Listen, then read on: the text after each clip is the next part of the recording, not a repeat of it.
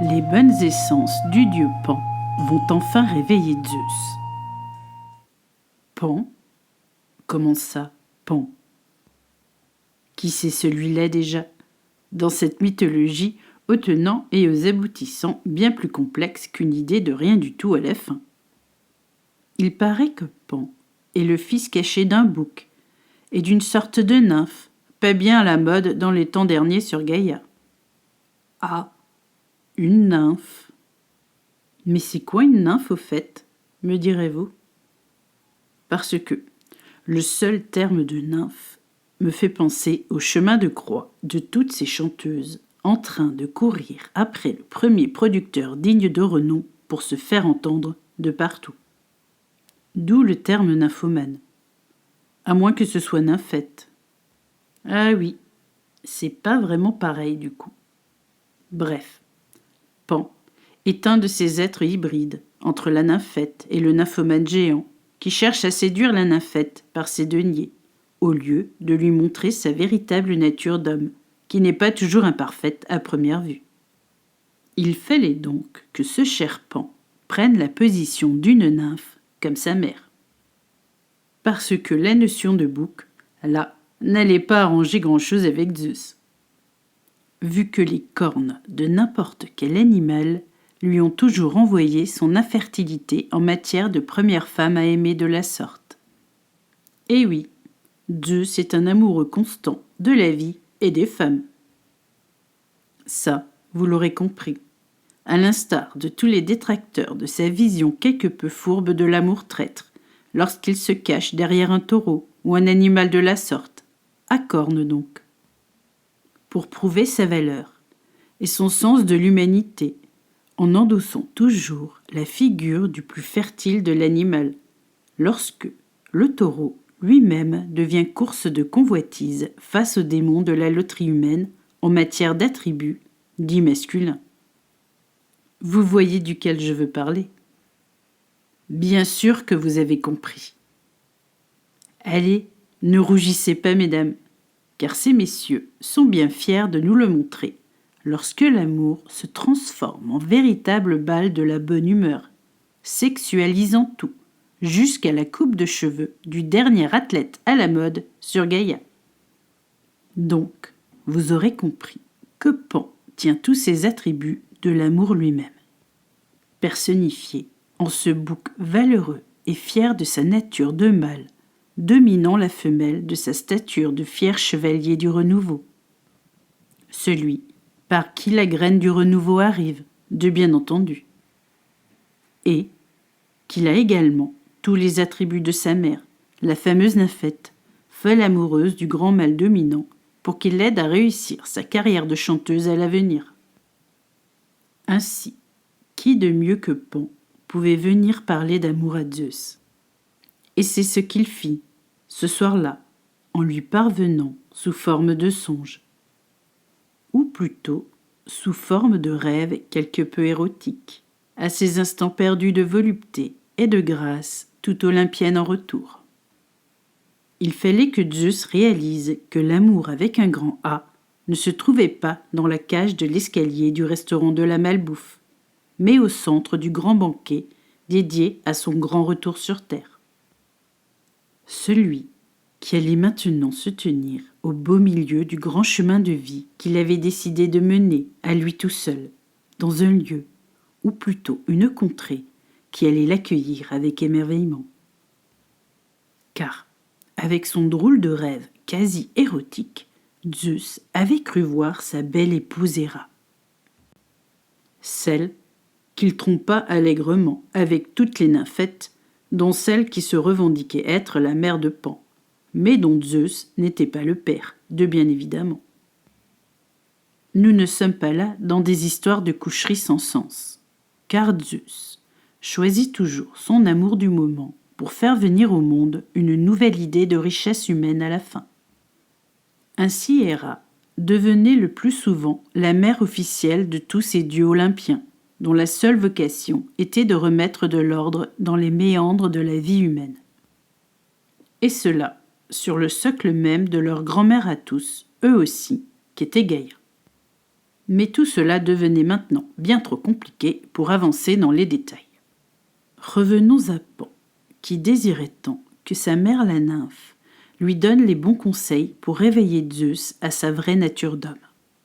Celui qui donne la vie par l'intermédiaire d'une âme élue de sa part, comme viable et pleine de certitude sur ses capacités à enfanter un enfant comme le sien. Toujours plein de force et de vigueur célestement induite par sa nature de dieu de l'Olympe et régisseur des éclairs de la vie. Ceux qui donnent la vie par essence, lorsque l'électricité traverse le corps du nouveau-né, pour éveiller son petit cœur en formation interne encore, à la vie même sur terre. Bref, il fallait une femme digne de son éclair. Et Pan allait se servir de sa nature parfaitement masculine et féminine pour permettre à l'univers de retrouver bonne chaussure aux pieds de Zeus. Car il était temps de le mener à Héra. Héra? Mais elle était où, Héra? À se cacher ainsi de son époux, pour ne surtout pas reprendre ses responsabilités de mère céleste elle aussi, pour guider tous ces dieux olympiens sur la bonne route, non pas du désir sensuel de sollicitude, mais de celui qui ouvre tous les chakras à la vérité même de son corps d'homme ou de femme. Elle devait maintenant se consacrer au retour du corps humain vrai, et sans erreur de signalétique à conserver à la naissance. Elle devait mettre en pratique ses atours les plus sincères. Ceux de toujours redonner vie à l'âme par le truchement de ce corps, toujours à l'agonie, lorsque la force du renouveau oublie de le donner en pâture au monde des anciens cons. Ceux qui maintenant ne comprennent plus rien à ce que je raconte, puisque trop occupés à me traiter de démente face à la vie même qui reprend sens sur terre. Il fallait aider Héra à chercher Zeus. Non pas en vain, car convaincu déjà de ses infidélités passées, mais convaincu également qu'il se cherchait toujours à travers la mort de son corps, en prenant n'importe quelle forme à part la sienne. Elle se devait donc de lui faire redécouvrir la vie nouvelle qu'il désirait enfin embrasser, depuis son réveil en sursaut, par une paix pas forcément commode, lorsqu'elle a tellement de monde à réveiller en ces temps de guerre sans fin pour elle aussi. Il fallait donc confier le retour à la vie du corps aimant à Héra, qui devait maintenant, elle aussi, se réveiller, pour ne plus craindre son futur de femme incarnée ou non, peu importe. Elle devait retrouver Zeus.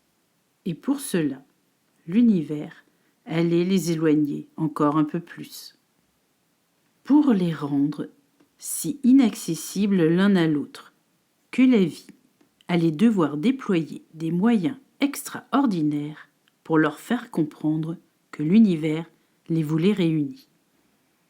Héra se complaisait dans son petit monde de femmes éclairées partout, sauf par leurs propres moyens de survie actuels, pour ainsi ignorer la paix en bonne et due forme, sans jamais lui demander son avis. Mais peu importe, la paix avait réveillé Zeus, et maintenant elle n'attendait plus rien du passé pour revenir à la vie, elle aussi. Paix avait décidé de mener son chemin en paix, elle aussi. Et c'est ce qu'elle souhaitait à Zeus, en le laissant partir à l'aventure sur le domaine de la vérité, qui enfin le portait au plus profond de lui-même, et cela lui faisait peur, très peur. Il n'avait plus envie de mourir. Mais renaître, parfois, demande de l'ingéniosité émotionnelle, et c'est pourquoi Héra se devait de le rassurer en lui massant les chakras du retour à la vie à lui aussi. Ceux qui transforment le corps en vérité sensuelle et pleine de désir, sans se remettre en cause à chaque fois que l'univers vous propose une femme sans intérêt à votre égard. Je ne veux pas par là dénigrer les différentes compagnes de Zeus, mais elles n'ont jamais su voir qui il était. Et c'est pour cela que Héra se doit de le retrouver, pour lui prouver qu'il a tous les attributs nécessaires à sa masculinité. Et c'est là que Pan est le plus magnifique des êtres de lumière, quand sa vision du monde de l'amour le rend si beau, alors qu'il est si laid d'apparence sur toutes les images de sa vie d'avant. Celles dessinées par les maudits peintres du désespoir olympien, en les affabulant de tares ineptes, alors qu'ils ne sont que la représentation véritable de tout ce que la nature humaine peut comporter de beau, de véritable et de non tronqué en retour. Les attributs de Pan étaient la sagesse de l'amour, sans feu de joie intempestif et sans idée de nauséabonderie diabolique du genre « je t'aime un jour et le lendemain je te jette par la fenêtre de l'inadvertance du bonheur que tu m'avais pourtant apporté hier ». Que nenni.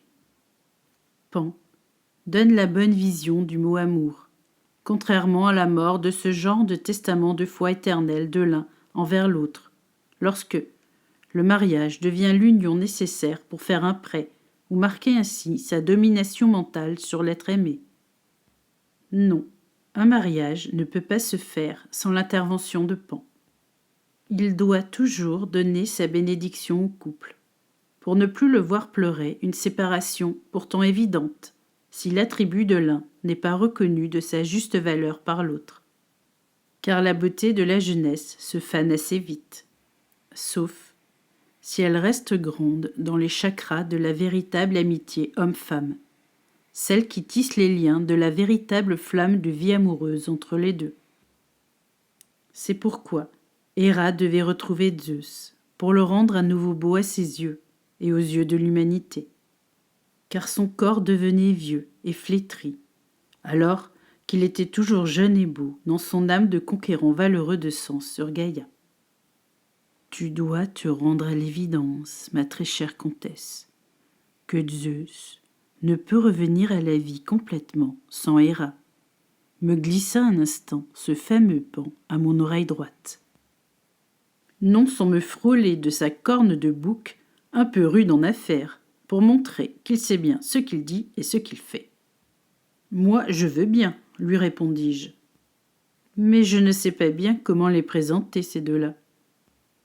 Ils habitent à équidistance de mon ignorance envers leur vie d'âme actuelle sur Gaïa. Une aide ne serait pas de refus, mon cher Pan, parce que là, je sèche vraiment, mon très cher. La comtesse que je suis ne dut pas attendre longtemps pour comprendre que mon conte de ce jour devait les rendre attentifs à leur future rencontre sur Gaïa.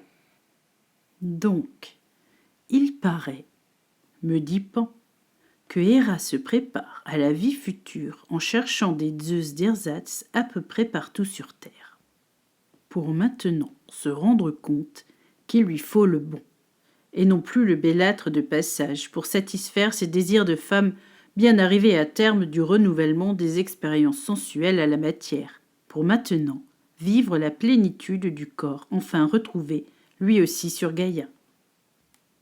Il fallait ainsi ouvrir les chakras d'Héra, pour qu'il soit prêt à reconnaître celui de Zeus. Mais comment, pardi ? Bien, en priant très fort pour qu'elle lise, ou plutôt entende mon conte de ce jour. Alors Héra, si tu m'entends, Zeus te demande un peu de patience encore, car il découvre à peine son corps de jeune homme réveillé par la force de la nature, qu'est notre mère à toutes. Je veux parler de Gaïa, pour enfin te trouver d'ici peu. Car la date du retour à la vie approche pour toi. Sois prête, me dit encore Pan, car la vérité finit toujours par arriver à bon port sur Gaïa. Surtout, lorsque cet archange plein de challenges se met maintenant à compter les jours jusqu'à la fin du monde des mensonges pour lui aussi.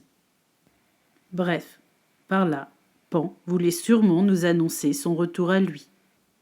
Car malgré sa force de caractère, il est toujours timide à l'approche du renouveau. Car les jeunes âmes, transies d'amour pour la paix et la vérité, se mettent maintenant à fleurir de partout. Et sa flûte, parfois, est trop petite pour atteindre toutes les oreilles en même temps. Du coup, il s'est sûrement dit que la comtesse que je suis mènerait le bon jour au bon moment, et à la bonne oreille qui m'écoute, a priori.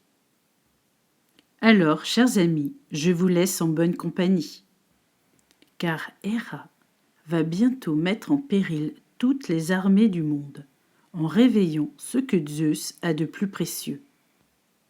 Son karma de vie. Celui qui appelle à l'union tous ses fils et toutes ses filles au sommet du grand Olympe, qui se réveille en même temps que lui, à vrai dire. Bon, c'est pas tout cela. Il faut que je vous dise que la semaine prochaine, je ne serai sans doute pas présente au rendez-vous, tant attendu de votre part, pour l'histoire du jour, ou plutôt de la semaine. Il faut que je vous dise. Et puis non, je vous raconterai d'ici 2-3 semaines ce qui se passe maintenant pour moi. Allez, soyez fiers de votre amour pour l'humain et pour vous-même. Car seules ainsi les bonnes histoires de la comtesse continueront à mener la vie au bon chemin. Le vôtre enfin, celui qui se cache au plus profond de votre âme ou subconscient, ou ce que vous voulez en fait. Car l'essentiel est d'aimer sa place, ici, sur terre, sans jamais regretter d'être un être pensant, et non pas doué de résilience à n'importe quelle ineptie à faire pour se plier aux contraintes du quotidien, pas toujours efficient en matière d'amour, n'est-ce pas?